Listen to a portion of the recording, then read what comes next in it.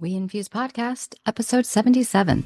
Welcome to the WeInfuse Podcast. My name is Amanda Brummett. In every episode, we give you a seat at the table as we talk to infusion center owners, operators, and experts so that you can get the insight you need to run a thriving practice. In this episode, we talk with Trey Holterman, co-founder and CEO of Tennr. And if Trey's name sounds familiar, it's because it is. Trey was on the WeInfuse podcast, sharing about all the amazing work that Tennr does when it comes to patient paperwork, streamlining those referrals, automating the process, taking out the complexity, and ultimately helping infusion centers process patients quicker and get reimbursed for the work that they do. Well, Trey, thank you so much for being here today. Thank you for returning to the show. I will link in the show notes, and a lot of our guests will know you from your previous show. But let's start, just in case it's the first episode anybody's hopping in on, with who you are and recap who Tennr is. Awesome. Well, man, it's really great to be back. Thank you for having me again. I was about to mention I have PTSD from this show because last time it came out, I sent it to my family, but I was on a plane, so it didn't go through until I landed. And when I landed, I saw all the texts that came through from the rest of my family. And my sister had just given birth. And so there is all of my caring, smart, thoughtful siblings and family members checking in on my sister. And then inserted in the middle is just a text saying I was on this podcast. So I have to sort of I have to redeem myself with this one. And I'm going to be very careful about the circumstances when I send it. But yeah, it's great to be back. As an intro about Tennr. So we are focused entirely on the front end of patient processing, the referral or order process, as it's known. We work across a handful of specialties with a particular focus on businesses that are doing therapies ongoing in terms of drugs and devices, as well as diagnostics. And the name of the game for our business is, well, there's a million folks that are focused on billing workflows, the right way to code. We had this central belief 5.5 years ago that so many of the problems that lead to claims that never even go out in the first place because patients don't show up, so many of the denials that come, and so much of the unnecessary OpEx and administrative spend is all solvable if you focus maniacally on the front end. So that's the kind of core idea behind Tennr and how we've been focusing all of our resources since. Thank you for that recap, Trey. The story that you shared previously about the very well-meaning physician that would send over thoughtful referrals for patients that needed care, but on the receiving end was kind of a mess on the fax machine, may or may not be able to read it, may or may not be comprehensive, and how you've solved that issue. Super excited to know what's next. What have you added on to that? Yeah. So we view this process that, begins with that story, right? With oftentimes a fax, really a PDF, an unstructured document, an unstructured documentation that relates to an order. And this process, because it starts messy, it sort of continues messy. Mm-hmm. And the first sort of act of Tennr was really taking this messy process and putting it on rails at every sort of step and every juncture. And it turns out, right, when you take a process, you can imagine like a warehouse of folks sort of running around, shuffling, moving papers between each other, and you put it on, really a nice conveyor belt and structure and factory line every little step. The first act is really about all this incredible efficiency improvement that you get from doing that. You lose fewer orders, your conversion goes way up, you make fewer mistakes, denials come down, and of course, you just frankly are running a more efficient show. That was really act one. Act two for us is looking at where are there those moments where along the conveyor belt of getting a patient from point A to point B, where are there those moments that it still requires intense human judgment that slows things down, gets patients backlogged, or patients fall off the belt and don't make it to where they need to go because the sort of art of getting the patient from point A to point B, it still has these moments of, still feels like an ancient art at some point, right? There's still this sort of tribal knowledge that gets shared in these businesses. And so, from a product perspective, there's some really subtle but really interesting things that we've done. Things like a financial responsibility product so that when staff or really anybody's going to communicate with a patient what the therapies are going to cost, they know, okay, maybe it's going to be more expensive for the first 3 weeks, but then you're hitting your deductible and it levels off or goes to zero. And folks don't often know that. They don't have the patient financial responsibility up front, so they can't have that communication. So that was a big opportunity we realized to say, hey, this isn't just about automating the process how it's done today. We can actually do a lot Yeah. better. Right. Secondly is margin optimization. When you have folks running around a warehouse, there's oftentimes decisions that are being made that maybe aren't like actually best for the patient, aren't best for the provider. And, if you have a scenario where two therapies will do the exact same job or they're the exact same thing, and, you have the opportunity to select, being able to make that selection intelligently, we call it margin optimization product. And then finally, we just got through there's a couple of other things that I won't totally spill, but we did obviously just get through, actually, it's still January, man. We haven't gotten through the blizzard quite yet. Maybe when this is launched, it will be.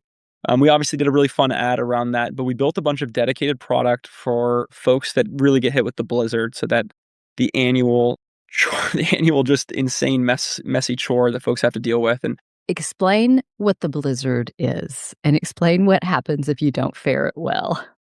yeah, the blizzard right is that every year that comes around, we have to say, hey, do our patients have the same insurance that we're going to bill? Do we have a valid auth?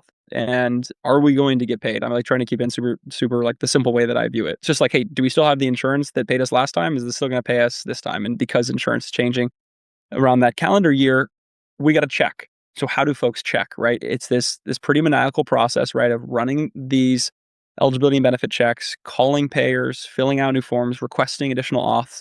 And it's a series of workflows that doesn't happen in the typical standard patient going from A to B work stream, but we were able to sort of set those things up in a way that was in mass. We're running a mass orchestration of those exact workflows to, I guess, weather the storm or handle the blizzard far better between those types of activities.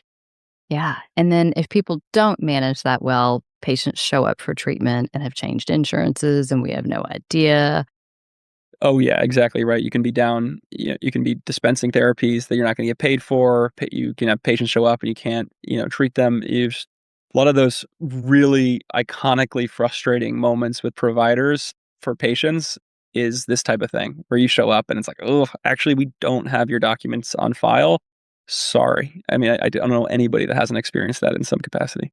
No, everybody has. I'd love to know, and I'm sure the data doesn't exist, but I'd love to know how much hold time you've reduced by making Oh this, I God, assume, automated. it's such a good question. I mean, look, I, uh, I can't say for the whole breadth of business, but we had a customer yesterday I got dinner with where it was 1 million labor hours of saved Whoa. time just in one rollout. So, that we're talking about real economies of scale across these things. On the whole time side of things, gosh, I mean, talking about tens of thousands of those types of calls for repairs. So if you say, I think we're probably looking at on the order of magnitude, not millions of hours a day, but maybe hundreds of thousands of hours a day across the customer base. So Yeah. yeah, it's a lot. By the way, we're not like, it goes somewhere, right? It does get like it's like the calls are still happening, right? But it Sure. doesn't have to be done by the human. Yeah. And also what I would note about the calling stuff, which has been a huge like value, like we've always been super skeptical to like you always want to be able to have that ability to have your best person just double check the work, right? If you're mass Sure. orchestrating these calls to payers, let's show you the details and highlight for you when there was something that flagged as a miss. So you can bring that 45 minutes down to like 3 minutes repeatedly, and then people always love autopiling it from there. But yeah. Yeah. And then is that the same product that you're doing the prior auth through, or is that a different product? So I guess, man, I turned this into like a product tech talk, which isn't totally my Sorry, intention, I'm but just curious. yeah, no, I mean, unfortunately, right? Like, so most folks know, right, that there's a lot of calls associated with a prior auth before the prior auth has even been submitted, of course, right? Just going and doing the checking. So a lot of those calls are absolutely the goal is to figure out is a prior auth needed, and that's like this is a solved problem, and so it's obviously tough for folks when they realize they're still spending so much time doing it. But then we did actually just go and launch our prior auth checking status, those types of calls. So Mm. it's like, hey, what is the status of that prior authorization? There are many payers that have portals that are integrated and we can check that way. But the whole prior auth submission and tracking product was a huge, huge thing for us. And I actually hesitated to say it because I'm probably going off script and not, we probably have a formal launch for it coming. But yeah, everything, often when a prior auth is needed, there's so much work that gets done in the lead up. This is really just the cherry on top to finally say, okay, we'll actually also handle the submission and ongoing tracking with the same on Rails Tennr experience that people like. Nice. And is this in line with your big news that you're going to be able to share with us in March? Or is that something else we need to be watching for? That is actually something else. Yeah, I mean, look, by the way, right? Like this is, a company was started by 3 engineers. Yeah. I'm an engineer, right? We just want to build incredible products and have most of it, and have like the business growth really take care of itself. And so we've just got a really, really large team dedicated to just building these, like, we just view it as a solved problem, right? Like we think you can hit like low to high 90s of patient conversions from getting a patient from point A to point B. They might not be able to go to a provider, obviously that's not within, contract on a payer, but we think we can still get that patient to some provider really, really efficiently. And so we view it as a solved problem. We view it or a solvable problem. And so, yeah, we're just marching like crazy. Incredible. That's all really exciting. Okay. Well, let's go back to more the infusion center side and talk to me about where patients get stuck. Yeah. So there's obviously, right, there's so much on the line when you see a new order or a new patient that's coming in. And there are things on the patient side that are really feel like they're out of your control often. And folks just write off and say, yep, we're going to lose about 25%, 50% of our patients for those sorts of reasons. And then there are reasons that are completely, folks feel are avoidable. Our argument is that so much more of these patient populations are reachable, are convertible if the process is really tight and really in order. So one of the first things that actually does happen, of course, is that folks get told they need to go and get treated for something, and they do not feel that sense of urgency from the providers, and so they stop going. The classic example I always make fun of Diego, co-founder, for, he has a really bad stomach issue, keeps getting referred to GIs, but the GIs didn't contact him for 6 weeks, so he never ended up going. You get another 12 weeks would pass and he'd be hospitalized and do it again. So it sounds crazy to believe, but a lot of patients, if they are not getting called within the afternoon, ideally you're calling them and engaging with them by the time they're in the parking lot, you're going to see drop off. Facebook has proven every second that goes by between the time you click on an ad and get to a shopping cart is lost intent. We've shown the exact same thing. Every single hour, we talk more in minutes and hours, every single hour that goes by hits conversion hard. So patients will just simply say it must not be that important if the professionals haven't contacted me yet. That is real. On the more serious side of things, where there's no debating somebody is going to go and get treated for these things, it often comes down to financial responsibility. Folks get super freaked out and they take risks when they think it's going to be too expensive. That's why that financial responsibility product is so important. If you can communicate to the patient in that parking lot that, hey, it's going to be some expensive and scary upfront costs, but then it does level off, you would be amazed at how many folks see that first $1,200, hit, see another $1,200 hit and say, oh my God, I can't afford this medication. They don't know that might have been the last payment they had to make to reach their cap. So that's a huge drop off. And then of course there's if you've got a patient with a payer that you don't take, and then they're sort of, now this is when we describe them as being stuck in the black hole. They've got to go and find. And then finally, the most common reason that's completely solvable is you get sent an incomplete order and you say, okay, I see this patient, I know they need to get therapy and I'd love to serve them, but I know I'm going to get denied on this auth, or I'm going to get clawed back in an audit. They don't have all the documentation that proves they qualify.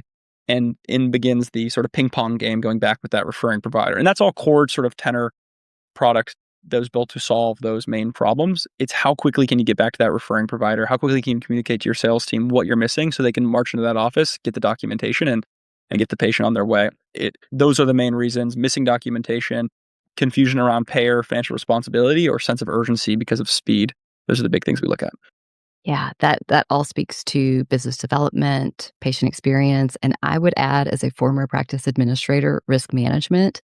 We all see the lawsuits where people prescribed a therapy or an imaging study, and maybe the patient fell through the cracks, maybe the referring provider fell through the cracks, but either way, you get named in a lawsuit. And it'd be really nice to have really clean documentation on all of that, on everything you tried to do to help that patient get care. Totally. I mean, it's like, yeah. Yeah. So I mean, where it's like, these are just solvable problems. And it's what makes it so motivating is it's not like, maybe we'll go to Mars in 4 or so years. This is like, No. Step by step, incrementally, each one of these processes is getting fixed, and we're fixing it with the technology and tools that folks already use. So it's not going to require some like grand overhaul that it has to be driven by payers or something like this. Certainly. And then when you talk about that black box and patients falling through the cracks or processes falling through the cracks that then end up causing errors that cost centers money, cause patients distress, how often are those actually human errors? That's a great question. Yeah, right. There's this like conception that, you know, man, if you could just have robots do it, you would remove I guess, like the idea of fat fingering errors. And I think that's a valid conception for a small percentage of what people think of as mistakes or errors. Oh, somebody just mistyped, or they selected Georgia and, instead of, they did Georgia instead of California, CA versus GA when they were selecting a drop down. And, that was a big mistake. That's real, right? When we do like random sampling tests, you'll see about 7% of patients, you'll see some mistake at least. And that's like a well-focused person can be about 93% accurate through about 100 patients of documentation. But the real mistakes that are leading to the serious denials on auths and claims has much more to do with what we call the ancient art. And we kind of ironically call it the ancient art because that's the way that this knowledge is often shared, is like very tribal. It's often, stored in spreadsheets that are, have like spiritual cracks holding them together, I guess, or like it's like they're like spiritually guided through these crazy mazes of spreadsheets. And that's actually where quote unquote errors often are made. Being able to say, okay, if that payer has this secondary insurance, right, who am I actually sending this claim to? And making that distinction up front before the claim's going out or before you need to determine where you need to even send an auth to. That sort of ancient art decisions on eligibility and benefits, that's what we see lead to most of the errors. Then there's the ancient art of being able to tell, hey, did this patient for this payer and this plan and this therapy, have they done the right step therapy? And again, more spreadsheets, more sort of interpretive dance of those spreadsheets to try to understand what is going on. And actually, it's a miracle that there aren't more errors when you look at how this process is typically done today. So a serious but small percentage, let's say, about you'll see 7% of patients be affected by those sort of fat fingering or missing a detailed mistake. But then denials are obviously much higher than that. You'll see about 90% of those mistakes are coming down to intuitive issues mistakes in interpretation around payer rules, payer guidelines, and policy of those payers in being able to say, do we have a complete packet for this patient or do I have everything I need to get paid? Mm-hmm. Yeah. So just to make it really tangible, can you kind of walk us through, like, say there's an ophthalmologist's office and they want to send a patient to an infusion center for Tepezza. Like, can you walk us through that journey and what it looks like and at what points Tennr would tweak that journey to make it more efficient? Totally. Oh man, I mean, I wish it was a tweak. It's like if you're going into surgery, you wish it was a tweak and not like a realignment or like a full Yes. readjustment, I guess. But it's unfortunate. It is Rails, and so it's the moment that document would have been sent. So the key thing is that nothing about that ophthalmologist has to change. They can just send a fax, and they won't think anything of it. But what will happen is immediately Tennr's receiving that fax, and we're indexing it because unfortunately, people aren't just sending us incredible orders, they're also sending us cruise ads and Chinese menus. And they're not just sending us an order for a single patient, they're actually sending us 10 patients because it's 5 p.m. And so you might as well send all the patients that you're going to send for that day. And actually, patient number 7, we sent you guys an order for them yesterday. We're just including some supplementary documentation here. So the original, the first product of Tennr was we called the Wrangler Index or whatever you want to call it. And it was the beauty of it was it was going to read and then discern every single page, what patient is this and what type of document is this. So you can split all the documents, wrangle by patient, by document type, and then just keep it sorted. And if you can automate that sorting, that was just like a huge breakthrough, honestly, technologically, as well as just in terms of what it's set up. Because now we actually know what we're looking at from a page and document perspective. Well, now once you have the pages right, now you can figure out, okay, am I doing intake? Am I just copying details? And very, very simple. Or is this an additional patient? Or is this additional documentation for an existing patient that I need to go update? And so Tennr handles all that logic under the hood so that you can get that data into the system very, very quickly. without a ton of manual intervention. All right, it's a new order. It's a new patient. Okay, do we have an insurance? Do we have insurance details? Oh crap, we're missing them. All right, Tennr's engaging the patient. Tennr's coordinating with the referring provider, sending faxes back, sending texts out, working with your sales team to go collect that missing information. Let's say that documentation comes in the next day. Tennr's run it. Tennr's doing what's called payer selection. By the way, I'm going really in deep on this, but it's No, literally I just like want the this. details. Yeah. Every single step down to things like payer selection, so we can suggest, hey, is that a Medicare plan in New Jersey? No, it's actually Horizon BCBS, and you can tell that because of the PO box. Anyways, I will really geek out on all these details, but the whole thing is make all those decisions, surface it to the best employees, and say, does this look right? That's all we do, and it's one click. So every single one of that step is just one click, and it's literally called everything looks right. They click, click, click. Everything looks right through each stage. Wrangle all the information, do intake, perform eligibility and benefits so that we can do things like margin optimization, financial responsibility, qualify that we have all the records, create the prior auth, and we just added that prior auth submit.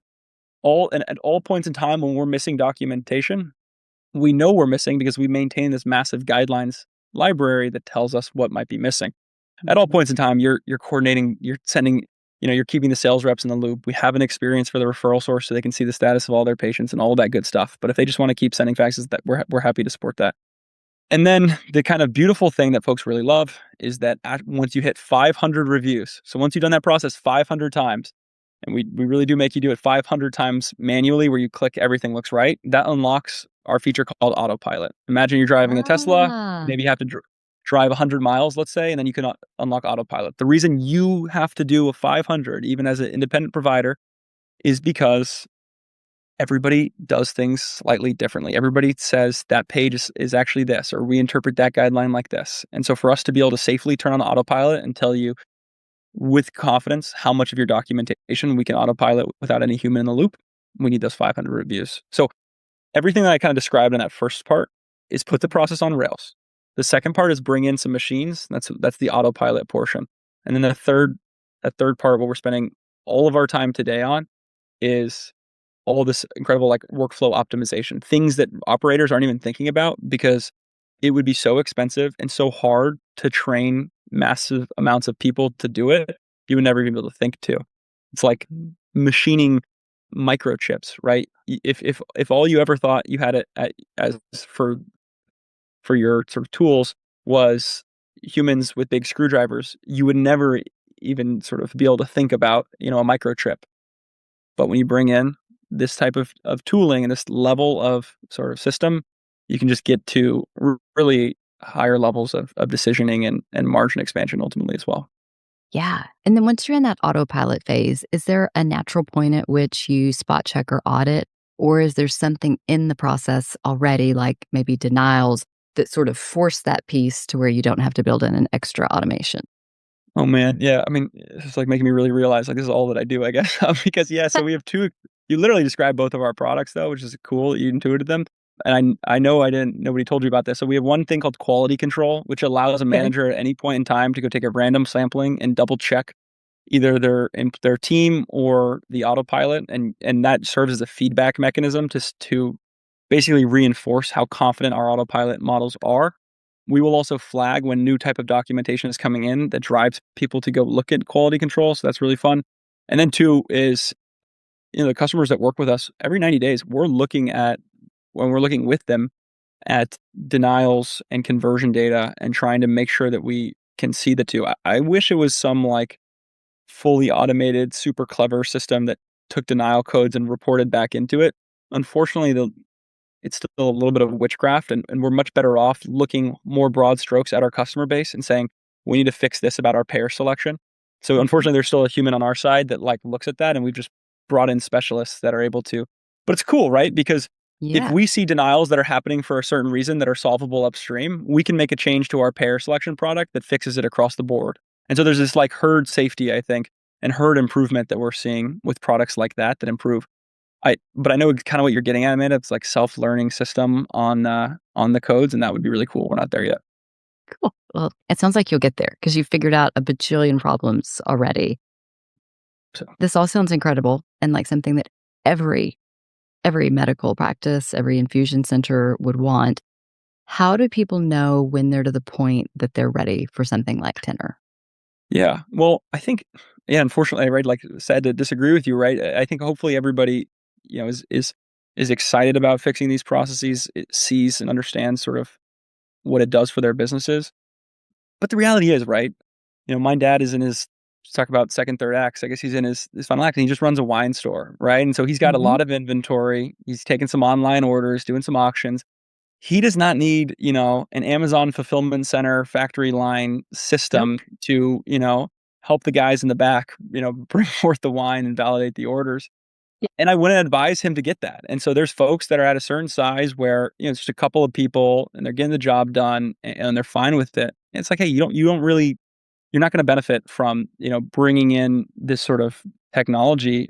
Or even if you did, it's like, no, you want to be operating at a scale where it makes sense to have a fulfillment center type operation. But once folks have 5+ people working on some of these workflows, really any one of them, from eligibility and benefits, payer calling, to medical criteria reviews, medical record criteria reviews, they have clinical staff doing any of this work. That's when folks are like, oh, yeah, I mean, you can afford it. It pays for itself very, very quickly once you're at that sort of 5 employee per one of these workflows.